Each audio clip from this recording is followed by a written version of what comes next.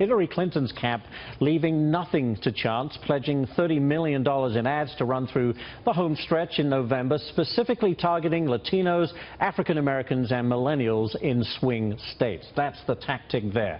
I'm joined now by Howard Gutman, former ambassador to Belgium and a member of President Obama's 2008 campaign staff. And I'm glad you're here, Ambassador, because the events here in New York and New Jersey over the weekend has really brought national security to front and center as a part of this presidential election as we're getting that much closer to the November actual vote day. Are you surprised at this attack in as much that we are so used to seeing it in France and Belgium, what have you, but we do have people among our society here in the U.S. Are we doing enough to keep ourselves safe?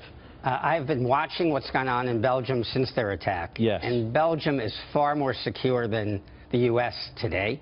It's more secure than the other countries in Europe, and I think we ought to be following the model. You can't get in to Zaventem Airport in Belgium without being checked first.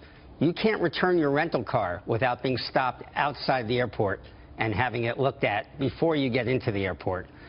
They've learned their lessons, and we still have whether it's Heathrow in London or whether it's Dulles by me or JFK, we still have a lax sense, and whether it's a lone wolf or someone planned, there are soft targets everywhere. And to be honest with you, there's not a whole lot we can do to protect them. We can ask people to be vigilant, but we know there are people that want to do harm to us, and they're out there right now. The FBI and everyone else doing the best they can to keep a track of people they think pose a potential threat.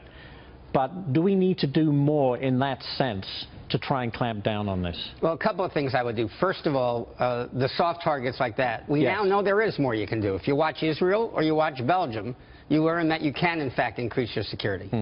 The screening process, we have questions for doubt. Now, we had plenty of notice about a man going in and out, but I was a special assistant for counterterrorism at the FBI 20 years ago. There are people of rights. You ask them the questions, you do your best to investigate, but then if the answers are there and you can't find anything, they've got rights in the United States if they're citizens of the United States.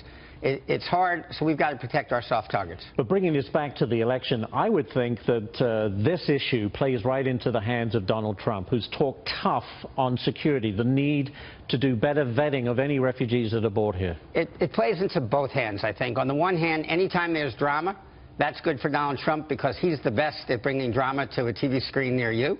On the other hand, ultimately, when you're in that election booth and you think, who's really experienced and competent, and enough with she's so boring, I can't take her, he's such a showman. But when we're talking about serious issues like the safety of our country, who really knows what's going on and how to run a government? I think that helps Hillary. With your experience in counterterrorism, I want to get back to the refugee issue. Should we be bringing larger amounts of refugees to this country when, quite frankly, I don't know how you can properly vet these individuals? Well, the lessons we've learned is you can't figure out who the lone wolf is. So far, the lone wolves are people properly in this country who have applied for police forces and been rejected, and then are loners in society, and then are angry, and then they express their anger as lone wolf Muslims.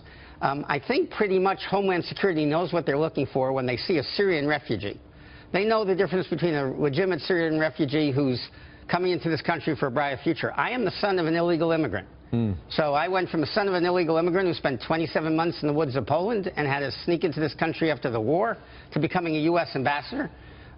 So I think there's something to be said for proper immigration, but something even more to be said for security.